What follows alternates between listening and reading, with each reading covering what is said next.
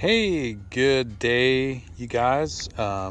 Here to walk through the 2007 Jayco Melbourne Class B RV. This is going to be a familiarization and setup video. I'm going to go ahead and start with the kind of the outside walk around and all the different facilities there, and then we'll go to the inside. So first, starting off with the driver's position. This is your typical Ford van front end. It is an automatic. It does have cruise control, tilt wheel, your wipers, regular stereo, and heating and air conditioning controls.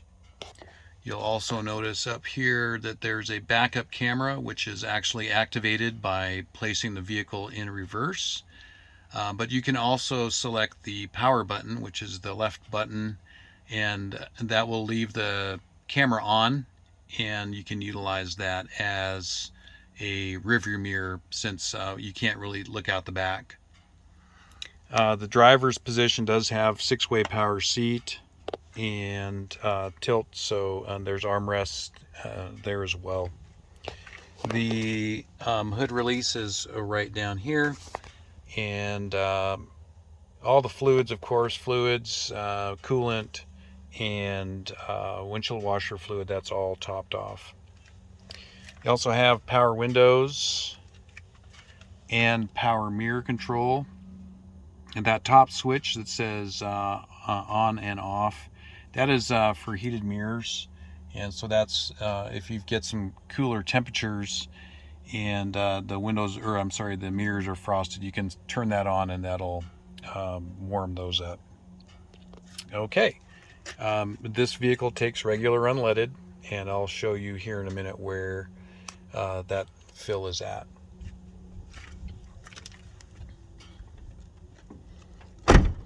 Just going around to the left-hand side here, the first storage cabinet that we have at the bottom is where the sewer hoses are stored. And the sewer hose has a connection that goes into the ground at the RV parks or at a drain facility, and then the other end would hook on to the vehicle, and I'll show you how to do that here in a minute as we get to that part. There's another length of hose that's in the back, as well as rubber gloves for the obvious reasons. This next cabinet in here contains the batteries, and you don't really need to worry about getting into that at all. And then this next cabinet is the generator, and that also really does not need any access because you'll start that from the inside.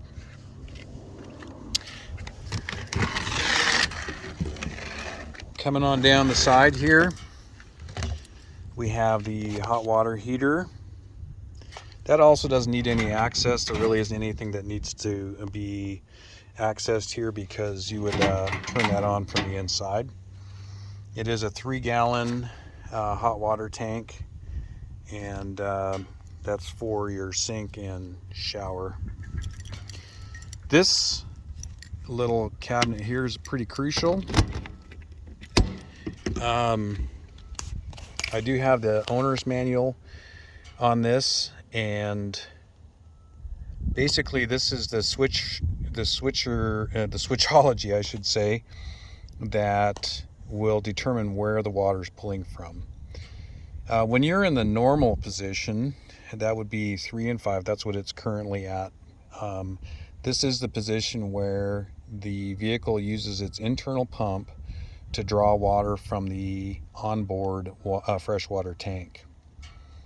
Now, if a person was to hook up at your RV park, you're going to want to go to what's the 2 and 6 position, and that would be 2 and 6.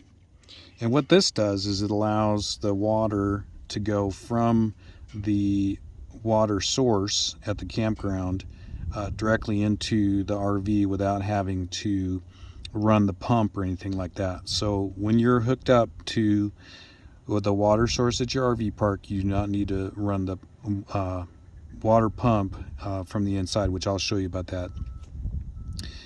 From this position too, you want to do a fill. So if you want to fill the water tank, it's a 32 gallon tank, I believe, for fresh water. You would put it to city fill. That would be 1 and 6. And that will allow that hose to fill that water tank up. Now, you're probably wondering, how do I know when that water tank is full? There's actually overflow tubes. You'll see those having water come out of them underneath the center of the vehicle, and that will be an indication that the tank is full. Once you've filled the tank, you'll put this back to 3 and 5 position, and you're ready to go. This next little cabinet in here is a outside shower. You would just get into it from here, and you'll see it's just a shower. So if there's like dirty feet or something like that, you can use that. Don't use it too much, but it is there in case you need it. Okay, I was talking about getting that fresh water connected. That is going to happen in this left connection. We do have a freshwater hose that connects to that, and it's from there that the switchology that I showed you up in this cabinet is will direct the water to the different locations. This access here is actually for the flush of the black water tank. It's a sewer tank flush. It's basically like a sprinkler inside that black water tank, and this is something you probably don't need to worry about, but it is something that we use at the end of use to kind of flush that tank out. Okay, coming around. So here is our fuel fill. Just like I said, it's just regular unleaded that goes in there, and it's a 55 gallon gas tank that's got a safe range of about 300 miles. I always say if you've traveled about 300 miles, you're at a quarter tank. That's a great time to be looking for a fuel station. Okay, now we're going to get into hooking up the sewer hose. I've got my rubber gloves on. You're going to just take this and turn it just about 1/8 of a turn. And you have to just sometimes watch, there may be some fluids in there, but I see this is getting clean. You're going to take this end of your sewer hose, and you'll see that there's some lugs that are on there, along with the corresponding tabs on the hose. You're just going to take and turn that until it locks in. Now this other end is going to go into the corresponding location on the ground at your RV park, or if you're at a gas station and you're draining the tank, you would put that in there. I'd caution you to make sure and keep some pressure on this as the valves are draining, because the pressure could cause that to pop out and you might have a real mess on your hands. Now the first valve that you want to pull when you've got this hooked up is the one that's towards the front. These valves you pull out this way. It's a shuttle valve, and this front one is actually the black water tank. So that's going to be your toilet tank drain. You want to let this one go first, and you'll run it until it quits running, at which time you will then pull the gray water tank, which is essentially a flush. This kind of helps flush any, maybe toilet paper or any kind of solids that may be stuck in the hose, and then that's all you've got to do. Once everything is kind of drained out, you want to close those valves up, and then you'll go back to taking the hose off carefully. What you'll kind of want to do is pull this back and down to catch anything there. And then you can take this other end of the hose and you can have that at your water source there. You can flush that out, you know, with that fresh water, just to make sure that there's not any kind of nasty stuff still left in that hose.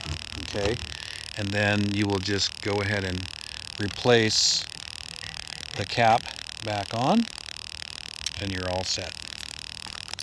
Okay, that's kind of it on that part of things. We have another access here, and this is actually for our power.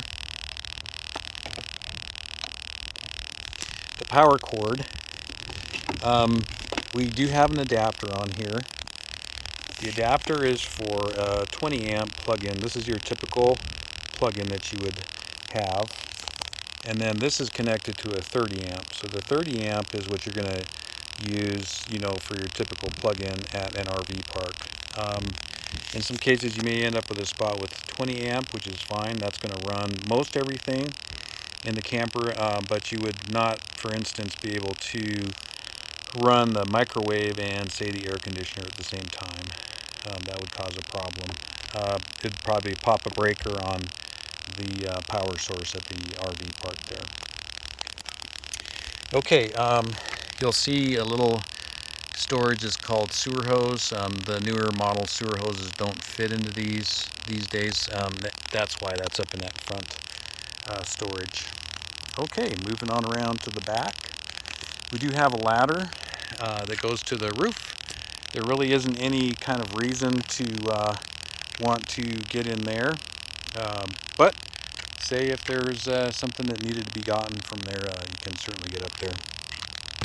This is our storage that contains the water hose. This water hose is for your fresh water. There's also a grill in here, and so this hose does have a pressure regulator on it, so you won't have to worry about that being an issue. The grill, I'll show you how this works. You have a little frame in here, and this is going to fasten right here. You just kind of hang that over like that. So you can see that's the part where that sits on there. And then the grill simply goes right in here. As you can see, it's sitting there real nice. And you're ready to go. Well, with setting it up that way. You're going to have this hose that you need to hook up. And this hose is a quick couple. That couples on there. And then you have another corresponding one here. And this hose goes in here. You'll make sure and turn your propane on there, as well as up here. And then now you're actually ready to do some cooking. Okay, so that's kind of how that works. Inside the storage you'll also find 5 chairs and a portable table, a shovel, some lighter fluid, and a few other things.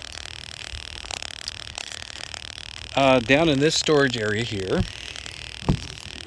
I just have some jumper cables, some extra tools, and a toolbox with a few things in there. So that's just in case a person needs any of that. Okay, coming on around, this is the back end of the refrigerator. The awning. The awning is right here, and the way you open that up is you're going to pull this up. You're going to come to the other side. You're going to pull this up. You're going to grab this rod out of the storage. It's to grab onto the lanyard that's up here. First thing we want to do is unlock. We push that up. And we give this a pull to the point where we can reach that. Take it all the way out.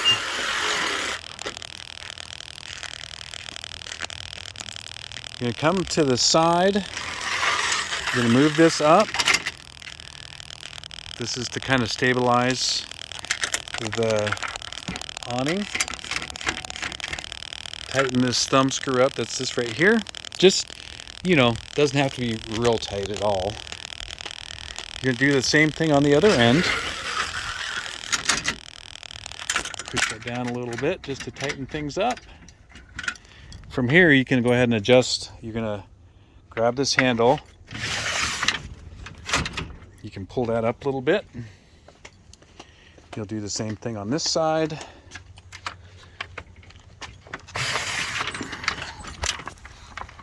And now you can see that it's out and ready to go.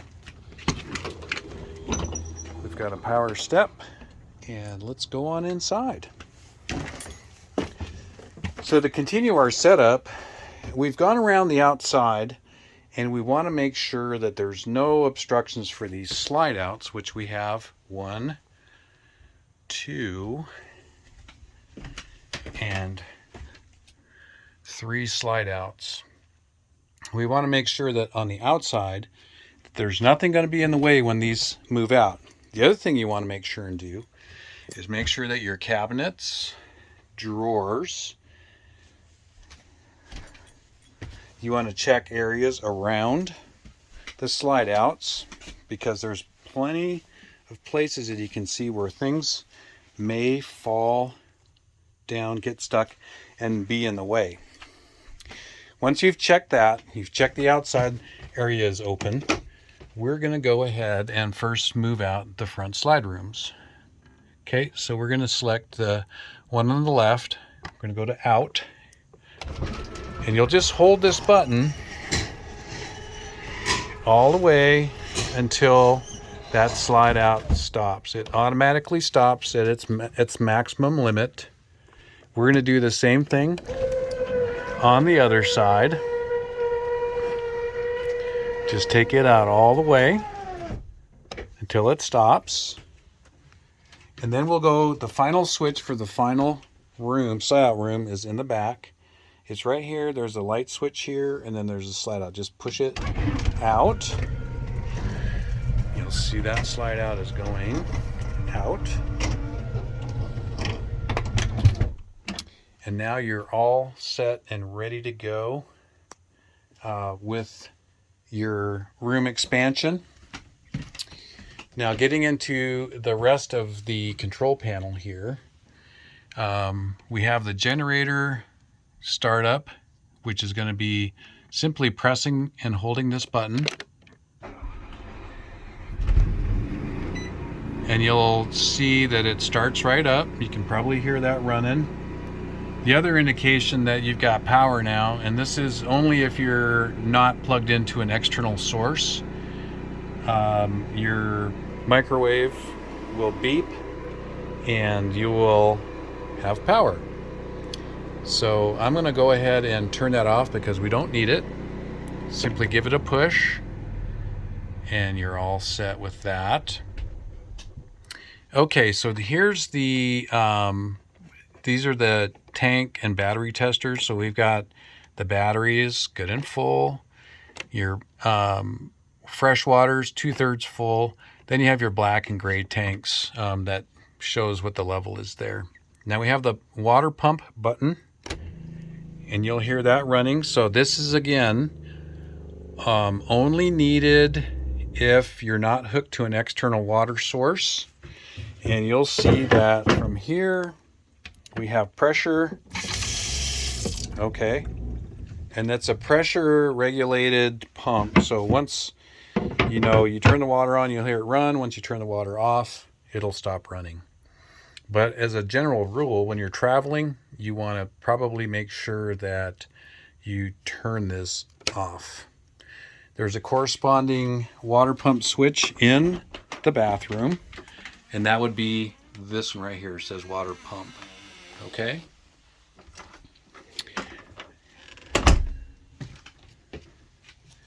That's about it in here. There is an inverter that you can turn on. And what this does is it converts battery power. So this is considering if you're not plugged in at an RV park or a campground. And it's after, it's quiet hours. You can't run the generator for power. What this will do is it'll allow the television, the DVD player, and one plug-in up here on the front right to be used. Okay. So there we have that. That's it in here. I'm going to go ahead and turn that off. Okay, so we have light here in the kitchen. This is the thermostat. And so I'm going to put it to, let's say we'll set it to 72 degrees. We want to run heat. So in order to kind of go off of what's set, you put it on auto, is the fan mode. And then you would slide this to heat. And then you'll hear the furnace come on automatically. And then it's going to run, and it's just like your home thermostat. Once it reaches 72 degrees or whatever temperature you've set up on the top up here, going up or down, it's going to stop running at that point. Now you do have the option of running the fan low or high, and that just changes a little bit of the fan speed there. Maybe it's a little chillier and you want to get it warmed up, but having it on low is going to keep it quieter. Okay, these are the covers for the sink. This is a nice big sink. And just one thing I'd caution here is not to use these as cutting boards because because they're nice. And we have a cutting board down below. You'll see some nice storage under here where we have some utensils and that cutting board I was talking about, an extra roll of paper towels, some wash rags and things of that nature. There's a muffin pan and another cooking pot. This is the back end of the hot water heater. You don't need to worry about that. Then we have a couple of drawers here that have lighters, cooking utensils. Here's some regular eating utensils, knives, things of that nature. We do also have the Keurig here, and the switch to turn it on is back behind, so you want to plug it in and then turn on that switch in the back, and then it's pretty straightforward from there. Up above we've got some glasses. Sorry about the mess here. Things move around a little bit when you're driving. So we've got some glasses here.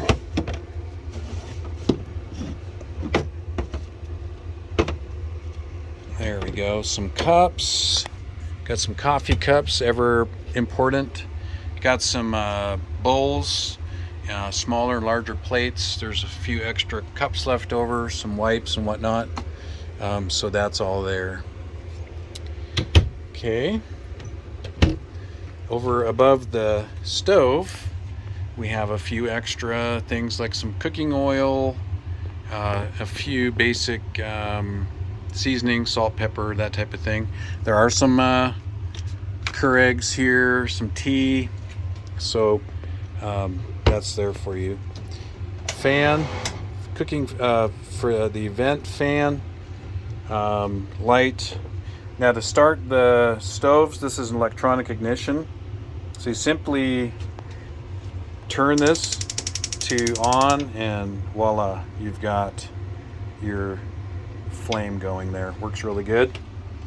Now the microwave, of course, is only going to work if you are plugged in at an RV park or if you have the generator running. So that's going to be how that works.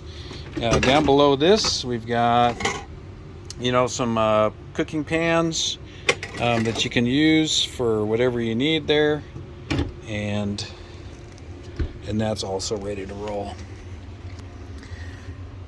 Okay, the window coverings, these are real easy to go up and down. It's a friction fit type deal.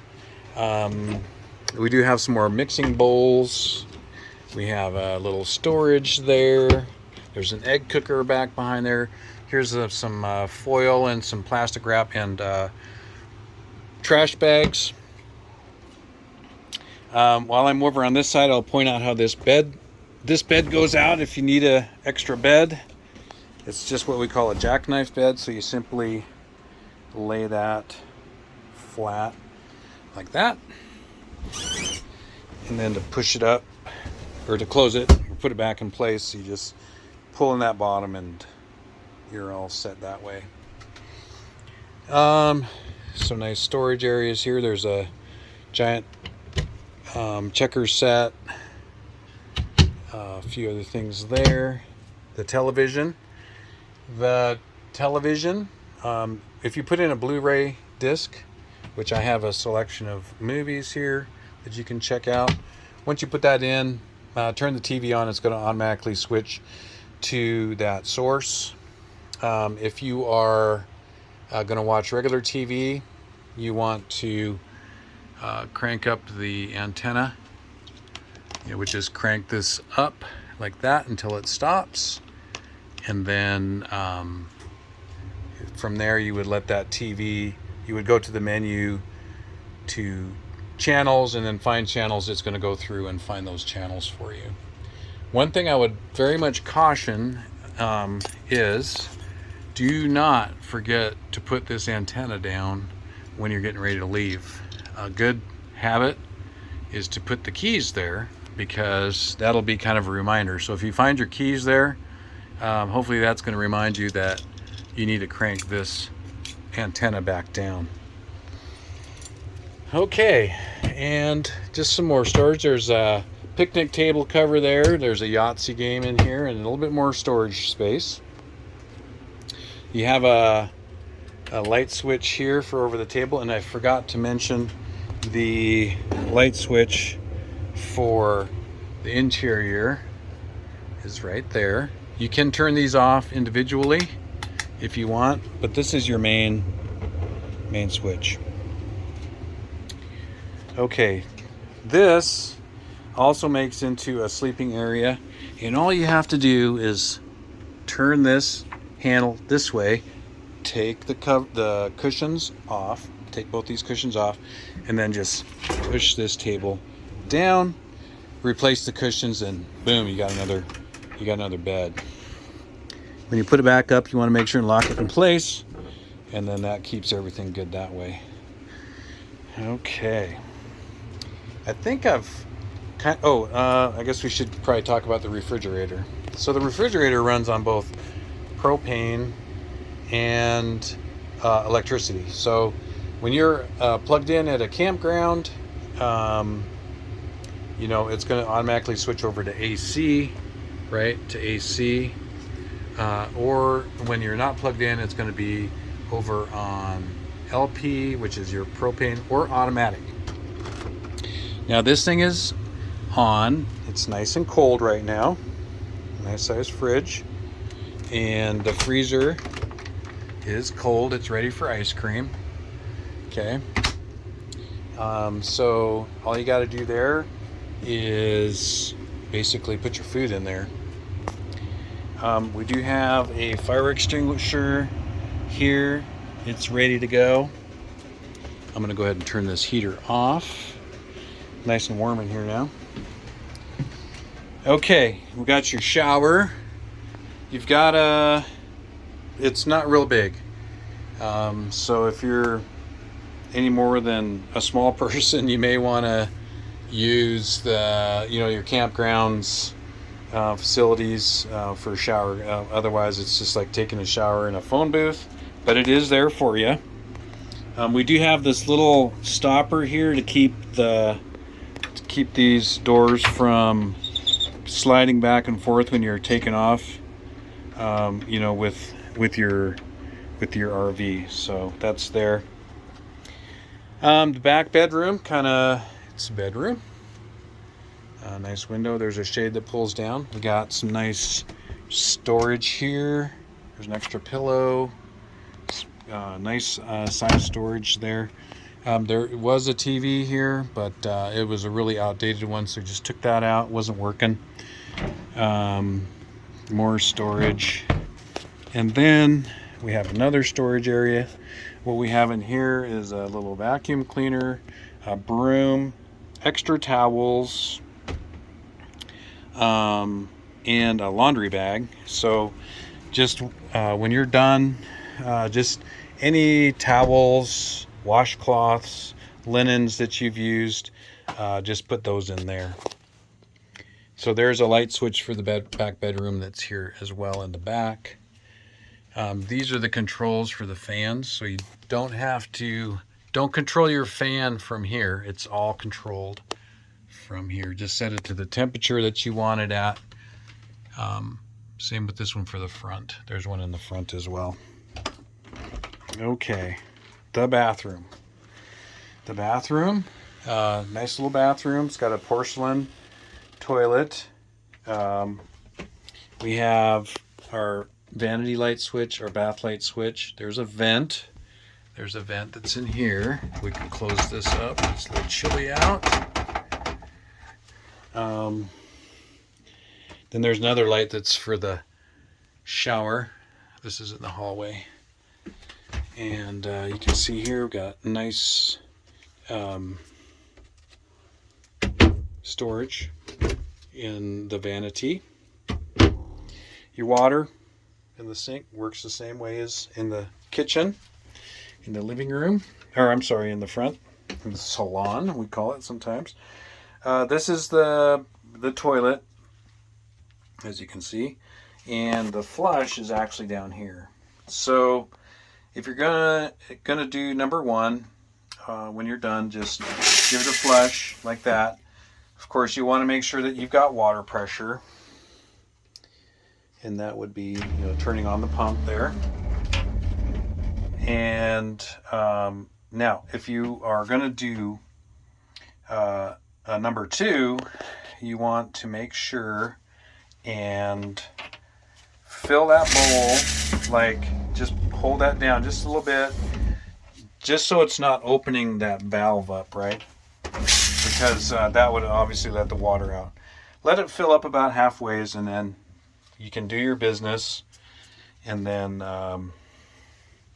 just flush it down. This is tank deodorant here, and just follow the directions on there, but it's about probably about 4 ounces. This goes into the tank after you've drained it. So you've drained that black water tank and everything like I showed you out there. You're going to put that into the bowl, run some additional water in there, and then flush it down. That's what that does, is it keeps the tank from becoming odoriferous, which you don't want those kind of odors coming into the camper, of course. Toilet paper, make sure and just use RV toilet paper. And there's some cleaning supplies in there. There's a first aid kit down there. So that's there for use. And then there's some additional towels and whatnot there for you. So that's pretty much it. I am going to let you know if you have any questions, but it's a pretty nice home away from home, nice and roomy, and we hope you enjoy your travels. Take care.